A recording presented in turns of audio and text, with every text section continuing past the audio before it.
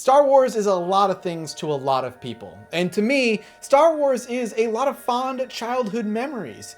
I remember specifically having me and my little brother in my bedroom watching the original trilogy 30 minutes at a time before bed, going through A New Hope all the way to Return of the Jedi. It was a really fun time, and Star Wars got me through some of my most difficult times.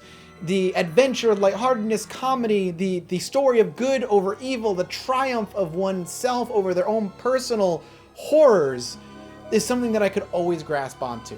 And as I was growing up, I played a ton of Star Wars games, I read a ton of Star Wars books and comics, and I basically got my hands on as much extra Star Wars material as I could. So it's one of the big reasons I started Star Wars Month, and wanting to cover some of my favorite games that I played, as well as cover some of the stuff that I never got to play when I was growing up. For this time, though, let's cover something that I got to play and really, really enjoyed.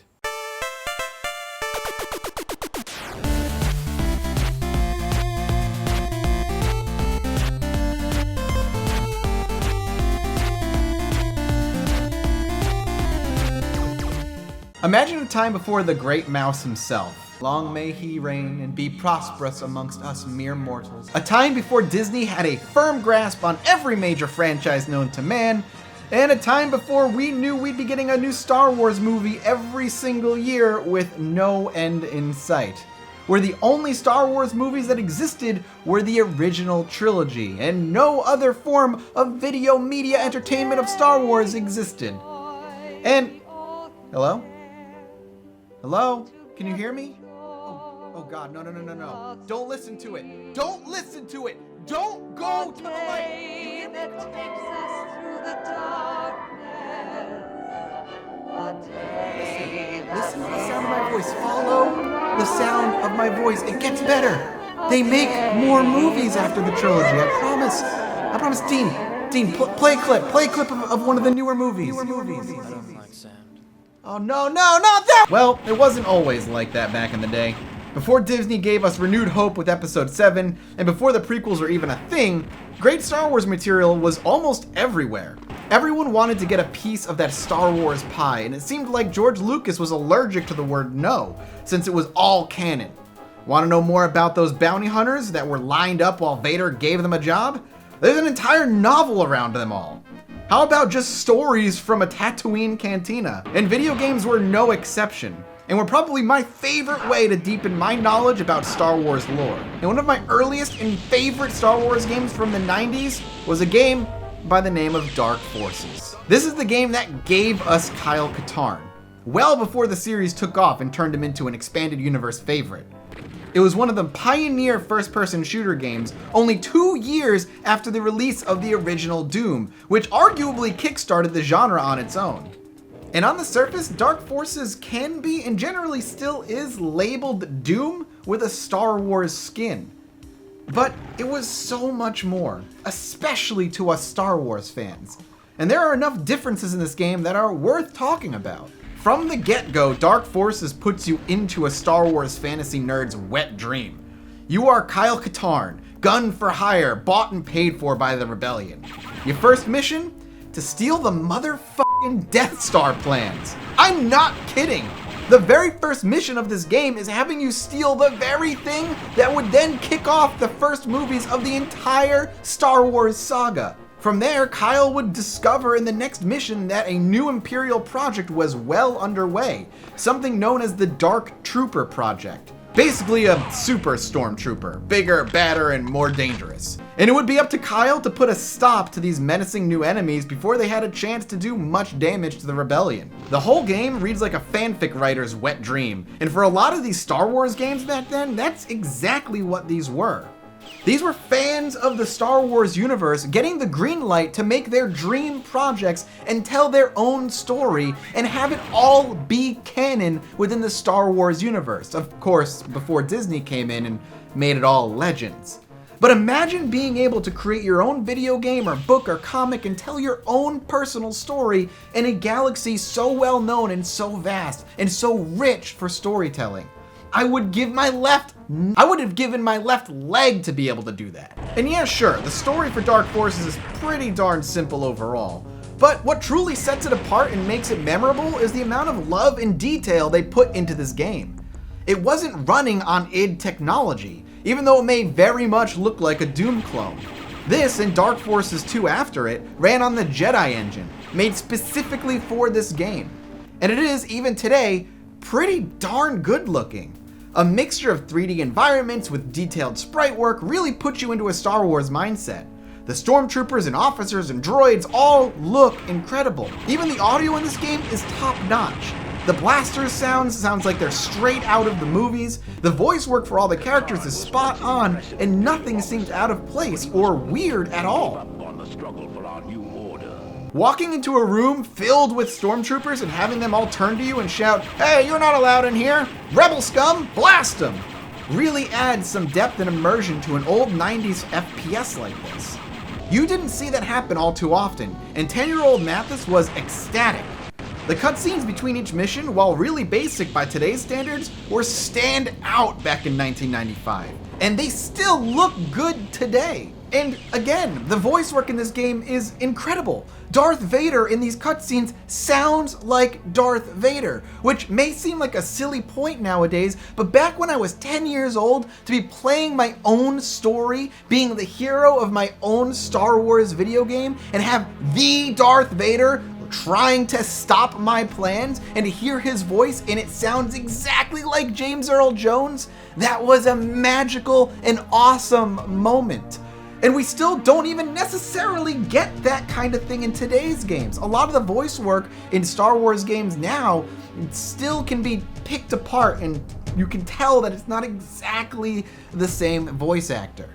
Maybe it was the compression, maybe it was the age of the game, but Vader sounds like Vader here. So the graphics and the sound work's all great. What about the gameplay? Well, it's what you'd expect from an FPS in the Doom era. It's fast-paced, straightforward, and satisfying. You'll be blasting all different manner of Imperial soldiers with a smattering of different but fun weapons to use, from blaster rifles all the way down to thermal detonators. It's not complex or even all that challenging a lot of the time, but it doesn't need to be. It's satisfying to play and empowering, and that's all these games needed to be back then. Throw in some really fun bosses and one that came as a big surprise, and each level was a blast to play through from start to finish. However, for every light side, there needs to be a dark side, and balance in the Force is essential. Dark Forces, for everything that it does well, falls into some of the same traps that games from this era tend to fall into. Its level design, for one, is a big, messy maze. Almost every single level, I ended up getting lost, wandering around, looking for the right room to find the right item, or the one button I'd accidentally missed in a hallway of repeated textures and tiles. Circling through the same handfuls of rooms filled with the corpses of the troopers I'd killed 20 minutes ago, desperately looking for the area where there was some stormtroopers still patrolling alive, indicating a path I'd somehow missed. Toward the end of some levels, while I was crawling my way back to the starting area to be picked up by my ship, lost 90% of the time, I'd feel the boredom really start to creep in a little bit, as the action had all but completely stopped and it had turned into a muddy sci-fi maze game instead. And while I would have loved to turn the game off and come back later, Dark Forces for some reason didn't have a save feature like other shooters of this era. Meaning that, yeah, once you had started a level, you have better planned on beating it all in one go. Because if you turn the game off and come back, you're starting right from the beginning. And unlike other shooters in this era, for some reason, Dark Forces had decided that a life system was going to be necessary here. Meaning that if you lost all of your lives, there was no checkpoint. You go back to the beginning of the level and you got to do it all again. Meaning you could have 15 to 20 minutes of gameplay that you need to repeat. Now luckily the game isn't all that difficult on medium settings, and that really didn't happen all too often with me, but it still put a little bit of stress on me as I played through the levels, and it feels like it was kind of implemented for the sake of being just a little different than, say, Doom from 2 years ago. But on the bright side, when you weren't getting lost in a giant maze looking for your next undiscovered hallway, Dark Forces levels are really creative and fun and bring some variety. From pristine Imperial bases to dank, dark sewers and factories, to an ice planet whose terrain is slippery to navigate. Toss in some simple puzzles to help break up the shooting, and the game is doing everything it can at the time to keep you engaged. I still, even today, walk away from Star Wars Dark Forces with a smile on my face. It was a really fun game, and I find it kind of hard to critique it as something to judge in today's day and age, because it's a 1995 game, and compared to shooters from that era, it does a lot of things to differentiate itself, from the voice work, to the detailed levels and animations and sprites, to the sound effects. It tried to give you a Star Wars experience, and I honestly think they nailed it. And shooters from this time era, while simple they may be, are still fast, frenetic, and fun. And that's the most important thing, that this game was not only fun, but also a quintessential Star Wars experience. A side story that answered some questions that you may have had in the original trilogy, while telling a simple but fun story on its own about the Dark Trooper project.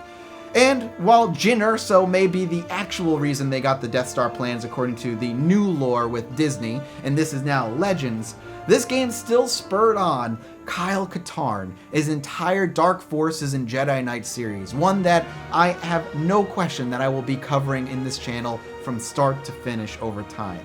And for that, I'm thankful. So is Star Wars Dark Forces still worth playing today? I can't help but say yes. I think I preferred Star Wars Dark Forces over Doom, and I think most Star Wars fans would take Dark Forces over Doom 10 out of 10 times. And I know I'm one of them. Dark Forces, in another way, is very much like Doom. It's worth playing today. It's still fun to play, and it's something that I think everybody should play at least once in their life. To see what they did different, to see how much attention to detail they put into game, and to tell yourself a really cool, if maybe not canon anymore, Star Wars story. So I, the Honorable Judge Mathas, judge this game as innocent. It did so much cool stuff back in 1995, and a lot of it was groundbreaking. And you should do yourself a favor and play it for yourself just to see why it holds up so well today. So my question this week is simple, and I think it's one I asked last year as well. What's your favorite Star Wars video game? There are so many of them. PC, console, even board game. Tell me what your favorite one is, and I'm excited to read all the comments down below to see which ones maybe I haven't checked out yet and I can check out in my spare time, or maybe even cover in Star Wars Month at some point. The next video for Star Wars Month will be a game that is not so fondly remembered, but I'm excited to play it because I never played it growing up. I'll see you in a couple weeks for Star Wars Month video number 2. May the Force be with you. Bye-bye.